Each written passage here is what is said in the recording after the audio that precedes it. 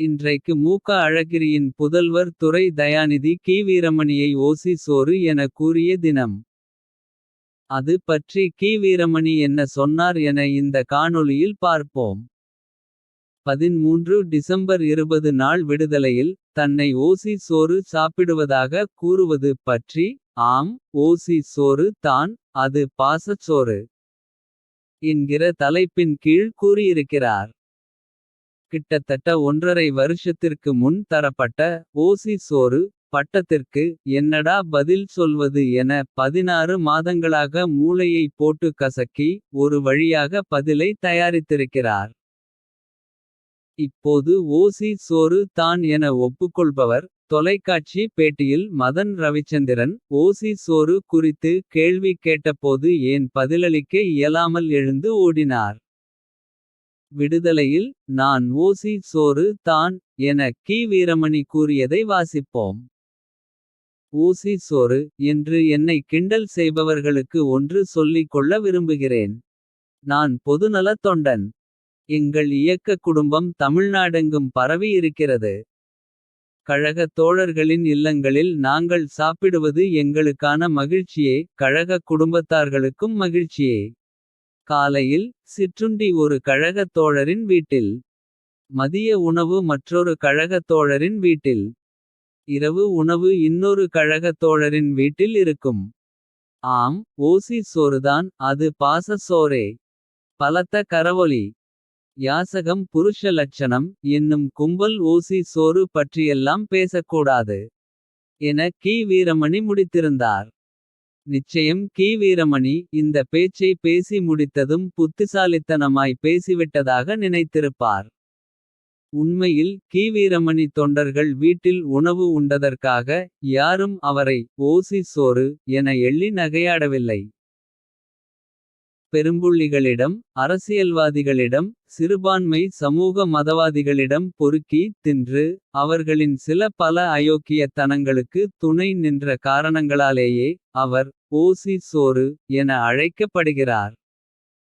இந்த வியாதி ஏதோ கி. வீரமணியிடம் மாத்திரம் இருப்பதாக நாம் நினைக்கவில்லை. ஈ. ராமசாமியிடம் இருந்து கி. வீரமணிக்கு வந்தது. சொந்த புத்தியில் சிந்திக்காமல் ஈ. ராமசாமி புத்தியில் கி. வீரமணி சிந்தித்த காரணத்தால் வருவது. சிறுபான்மை சமூகத்தவர்களிடம் ஓசி சோறு சாப்பிட்டால் பாதிரியார்களின் பாலியல் வன்கொடுமையைப் பற்றி கி. வீரமணி எப்படி பேசுவார். ஒரு உதாரணத்தை பார்ப்போம். 2016ஆம் ஆண்டு மார்ச் 19, 20 தேதிகளில் திருச்சி சிறுகனூரில். திராவிடர் கழகம் ஒரு மாநாடு நடத்தியது. கி. வீரமணியிடம் அம்மாநாட்டிற்காக கிறிஸ்தவ பேராயர் எஸ்ரா. சர்க்குணம் ரூ. 50,000 நன்கொடையாக தந்தார். இது குறித்து மார்ச் 4, 2016 நாள் விடுதலையில். பேராசிரியர் எஸ்ரா சர்க்குணம் அவர்கள் ரூ. 50,000 தமிழர் தலைவர் ஆசிரியர் அவர்களிடம் வழங்கினார். உடன் கழக துணைத் தலைவர் கவிஞர் கலி பூங்குன்றன் அவர்கள். சென்னை, மார்ச் 3, 2016 என செய்தி வந்திருந்தது. அந்த மாநாட்டில் வழக்கம் போல் தீக்க ஆசாமிகள் போலி பகுத்தறிவு பேசினார்கள். கிறிஸ்தவ பேராயர்களிடம் 50,000 பணத்தை வாங்கி கொண்டு கிறிஸ்தவர்களிடம் பகுத்தறிவை காட்ட முடியுமா? பகுத்தறிவை மட்டுமல்ல, கிறிஸ்தவ பாதிரியார்கள் செய்த பாலியல் வன்கொடுமைகளையும் பேசவிடாதபடி. மதவாதிகள் போடுகிற ஓசி சோறு நன்கொடை வாயை கட்டிவிடுகிறதல்லவா. இப்படி உட்கொள்கிற ஓசி சோறை தான் எதிராளிகள் பேசுகிறார்களே தவிர. தொண்டன் போடுகிற உணவை ஓசி சோறு என விளிக்கவில்லை. எந்த பாதிரியாரின் பாலியல் வன்கொடுமை செய்தியையாவது கி. வீரமணி தம் பத்திரிகையில் பிரசுரித்திருக்கிறாரா? கிடையாதே. பாலியல் வன்கொடுமை விவகாரம் என்றல்ல. கிறிஸ்தவத்தில் நடந்த எந்த விவகாரமான விஷயத்தையும் பேச முடியாதபடிக்கு ஓசி சோறும் நன்கொடை என்கிற எலும்பு துண்டுகளும் செய்துவிடுகிறதல்லவா. கி. வீரமணியின் இந்த ஓசி சோறு குணம் ஈ. ராமசாமியிடமிருந்து வந்தது என சொன்னோமே. ஓசி சோறு சாப்பிட்ட அந்த ஈ. ராமசாமி கால நிகழ்வையும் குறிப்பிட வேண்டியது அவசியமில்லையா? குறிப்பிட்டால் தானே ஜூனியர் ஓசி சோறு கி. வீரமணி என்றால் சீனியர் ஓசி சோறு ஈ. ராமசாமி என்பது விளங்கும். திராவிடர் கழக அபிமானியும் கி. வீரமணியின் நண்பருமான காலஞ்சென்ற பேராசிரியர் மா. நன்னன். நிமிர்வோம் பிப்ரவரி 2017 இதழில் ஒரு நேர்காணலில் ஓசி சோறு போட்டவர்களிடம் எப்படி நடந்து கொள்ள வேண்டும் என ஈ. ராமசாமி கூறியதாக சொல்லி ஒரு தகவலை சொன்னார். மா. நன்னனுடனான இந்த நேர்காணல் பெரியாரியவாதிகளின் தளமான கீற்று இணையதளத்திலும் வந்திருந்தது. கேள்வி: பெரியாருடன் எப்படி தொடர்பு ஏற்பட்டது? மா. நன்னன் பதில்: அன்றைக்கு மாயவரம் மயிலாடுதுறை அருகே உள்ள வடகரை எனும் முஸ்லிம்கள் அதிகம் வாழும் ஊரில் மிலாது நபி பொது கூட்டம் ஏற்பாடாகி இருந்தது. பெரியார் பேச அழைக்கப்பட்டிருந்தார். கூட்டத்துக்கு மாணவர் பேச்சாளர் ஒருவர் வேண்டும் என்று கேட்டார்கள். அப்போது பேராசிரியர் அன்பழகன் நாவலர் நெடுஞ்செழியனுக்கு தேர்வு நடந்து கொண்டிருந்தது. எனக்கு தேர்வுகள் முடிந்திருந்தன. அப்போது வடகரை கூட்டத்திற்கு என்னை போகச் சொன்னார்கள். எனக்கு பெரியார் கொள்கைகள் அவ்வளவாக தெரியாது.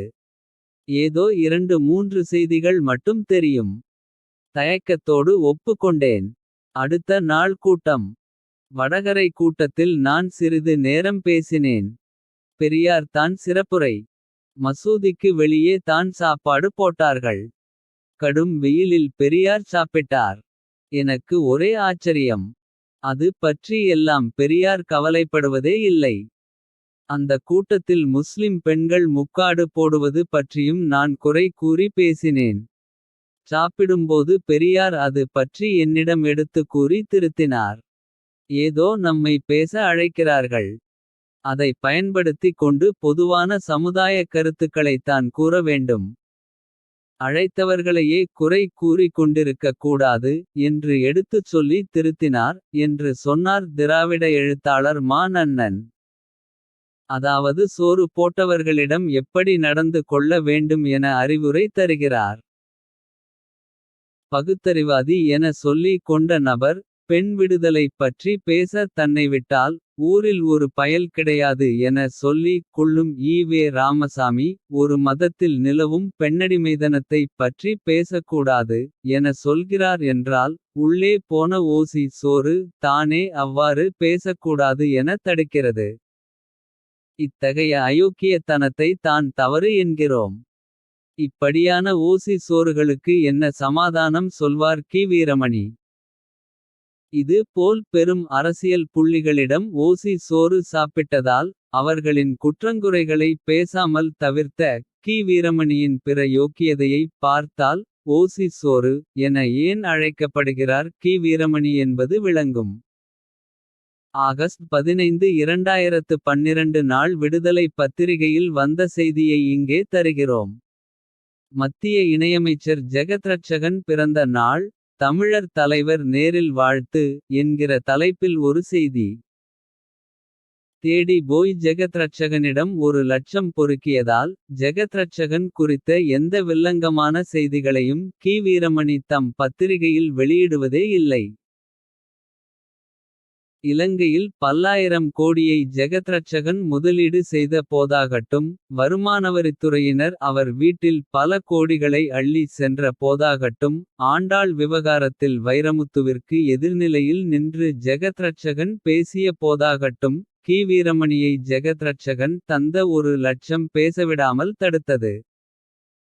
இதுவே இலங்கையில் தங்களுக்கு பிடிக்காதவர்கள் பல்லாயிரம் கோடி முதலீடு செய்திருந்தால் கி. வீரமணியின் வாய் சும்மா இருந்திருக்குமா? தமிழ் இன உணர்வு கொப்பளிக்க அறிக்கை விட்டிருப்பார். 1,00,000 பொறுக்கியதால் வாய் திறக்க முடியவில்லை. அது போலவே அதிமுக சம்பந்தப்பட்ட யார் வீட்டிலாவது வருமானவரித்துறையினர் சோதனை நடத்தி பல கோடி கைப்பற்றியிருந்தால் கி. வீரமணி நாக்கு நடனமாடியிருக்குமே. ஆண்டாள் விவகாரத்தில் வைரமுத்துவை விமர்சித்த ஒவ்வொருவரையும் வரிசையாக நிற்க வைத்து விமர்சித்த கி. வீரமணி 1,00,000 பொறுக்கியதன் காரணமாய் ஜெகத்ரட்சகனிடம் வாலாட்டினார். செந்தில் பாலாஜியிடம் வாங்கிய விடுதலை ஆயுள் சந்தா தொகை. அவர் ஊழல் பற்றியோ அவர் உள்ளே போனது பற்றியோ பேசவிடாது. கி வீரமணியின் வாயை ஊசி நூல் கொண்டு தைத்து விட்டது. அதே போல் வைரமுத்துவிடம் வாங்கிய ஆயுள் சந்தா. சின்மயி வைரமுத்து மீது பாலியல் வன்கொடுமை புகாரளித்தபோது. கி வீரமணியை அதர்மத்தின் பக்கம் நிற்க வைத்தது. இன்னும் இது போல் நிறைய உதாரணங்களை. வண்டவாளங்களை சொல்லலாம். லிஸ்ட் பெரிசாய் போகும். இத்தகைய நிலைப்பாடுகளால் தான் செப்புக்கிறார்கள் கி வீரமணியை. ஓசி சோறு என்று. ஆனால் கி வீரமணி சென்டிமெண்டாய் பேசி நெஞ்சை நக்கி பரிதாபத்தை சம்பாதிக்க பார்க்கிறார். பெரிய மனிதர்களிடம் பொறுக்கியதை மறைத்து.